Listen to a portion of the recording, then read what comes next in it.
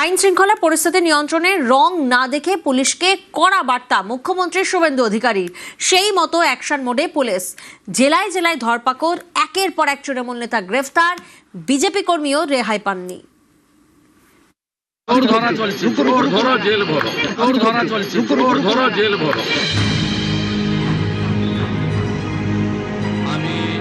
পালাবদলের পর রাজ্যে ক্ষমতায় বিজেপি সরকার। মুখ্যমন্ত্রী পদে শপথ নিয়েছেন শুভেন্দু অধিকারী। দায়িত্ব নিয়েই পুলিশ প্রশাসনকে হাত খুলে কাজের বার্তা দিয়েছেন। সেই মতো অ্যাকশন মোডে পুলিশ।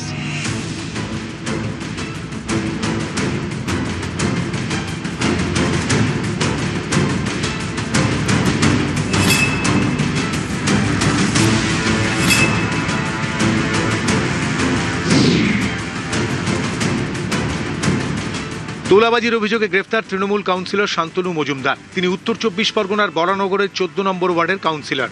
ব্যবসায়ী প্রমোটারদের থেকে তোলাবাজির অভিযোগ তৃণমূল কাউন্সিলর শান্তনুর বিরুদ্ধে। বনহুগলি থেকে অভিযুক্ত কাউন্সিলরকে গ্রেফতার করেছে পুলিশ।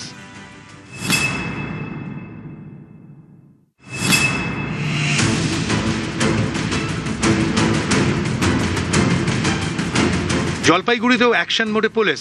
গ্রেফতার ফেরার তৃণমূল নেতা কৃষ্ণ দাসের ছায়াসঙ্গী সাগর লাকড়া। পালাবদলের পর 5ই মে জলপাইগুড়িতে বিজেপি কর্মীদের মারধরের অভিযোগ। আঙুল ওঠে জলপাইগুড়ি সদরের তৃণমূল প্রার্থী কৃষ্ণ দাসের দিকে। 35 জনের বিরুদ্ধে থানায় অভিযোগ দায়ের হয়। 4 জনকেও গ্রেফতার করে পুলিশ। পালিয়ে যান কৃষ্ণ দাস সহ বাকি অভিযুক্তরা।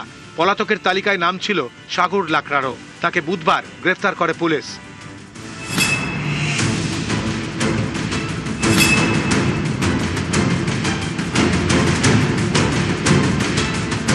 জলপাইগুড়িতে জালে তৃণমূল নেতা। বজরং দলের সদস্য পদ পাইয়ে দেওয়ার নামে টাকা তোলার অভিযোগ। ধৃত ময়নাগুড়ি পঞ্চায়েত সমিতির তৃণমূলের প্রাক্তন স্বাস্থ্য কর্মাধ্যক্ষ তপন মজুমদারকে গ্রেফতার করেছে ময়নাগুড়ি থানার পুলিশ।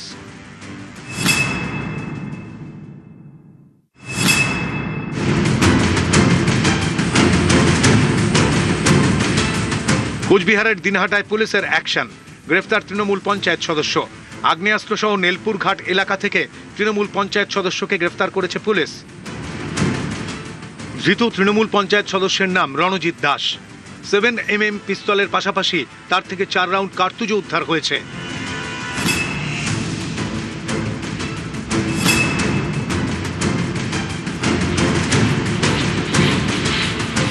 নেপাল পালানোর পথে পুলিশের জালে। গ্রেফতার উত্তর দিনাজপুরের চোপড়ার তৃণমূল নেতা গোপাল ভৌমিক। দীর্ঘদিন ধরেই একাধিক মামলায় অভিযুক্ত ছিলেন তিনি। অভিযোগ একাধিক মামলায় নাম জড়ালেও দাপটের সঙ্গে এলাকায় ঘুরতেন তৃণমূল নেতা গোপাল ভৌমিক। রাজ্যে পালাবদলের পরেই পুলিশের জালে। পানি ট্যাঙ্কি এলাকা থেকে তাকে গ্রেফতার করেছে পুলিশ।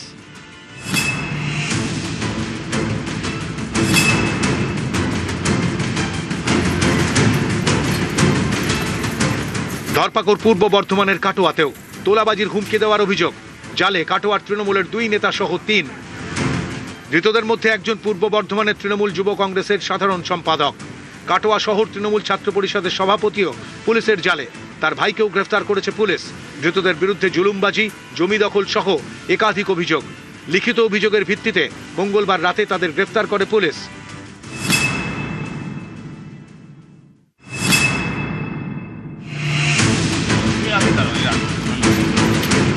পূর্ব বর্ধমানের জামালপুরে পুলিশি ধরপাকড়। গ্রেফতার জামালপুরের প্রভাবশালী 2 তৃণমূল নেতা। ভোটের পরে এলাকায় অশান্তি ছড়ানোর অভিযোগে গ্রেফতার। জালে বেরুগ্রাম অঞ্চল তৃণমূল সভাপতি শেখ সাহাবুদ্দিন।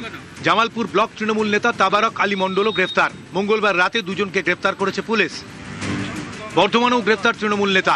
তোলা চাওয়া ও খুনের হুমকি দেওয়ার অভিযোগে জালে 1।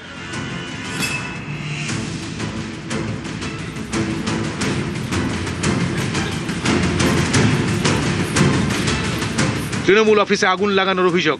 ধৃত 2 বিজেপি কর্মী। হুগলির পান্ডুয়ার ইলছোবা গ্রামের ঘটনা।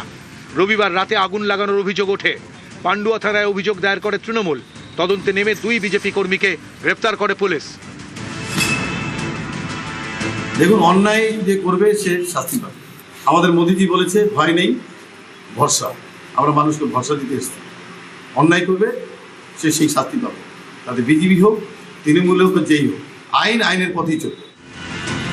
নিউজ 18 বাংলা।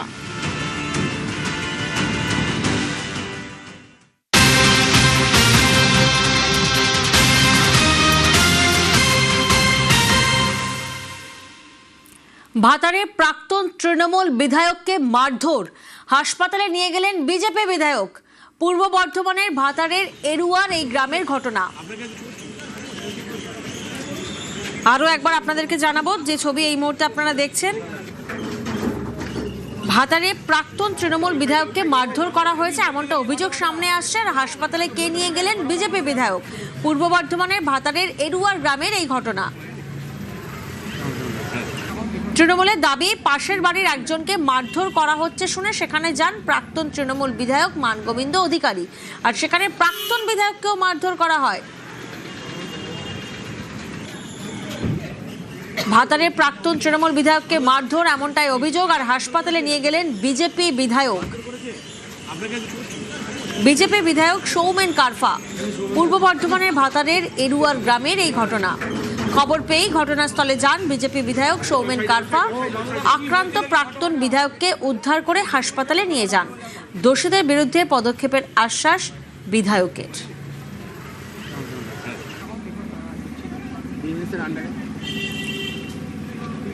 শরদিন্দু প্রতিনিধি আমাদের সঙ্গে রয়েছেন। শরদিন্দু, ঠিক কি ঘটনা ঘটেছে? গতকাল পূর্ব বর্ধমানের ভাতারের এরুয়ারে প্রাক্তন তৃণমূলের বিধায়ক মানগোবিন্দ অধিকারীকে মারধর করা হয়।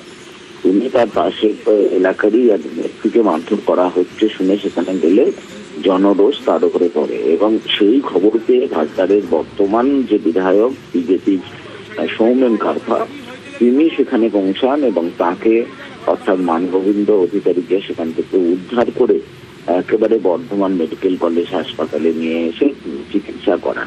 এবং সৌমেন কারফার অনভিপ্রেত ঘটনা না হলেই ভালো হতো। অভিযোগ একটা উঠছে বিজেপির লোকজন নাকি মারধর করেছে ওনাকে। না, বিজেপির লোকজন মারধর করেছে বলে আমার জানা নেই। না, জনরোষ। এবং আমি ঢুকে ওনাকে রক্তাক্ত অবস্থায় দেখতে পাই, উনি আসতে চাইছিলেন না, যে জোর করে নিয়ে আসে আর কি। পুলিশ ব্যবস্থা নিয়েছে এবং গ্রেপ্তার করেছে। তো আমাদের তরফ থেকেও বলা হয়েছে পুলিশকে, দল ও মত নির্বিশেষে যারা এই ঘটনায় যুক্ত তারা ব্যবস্থা নিন।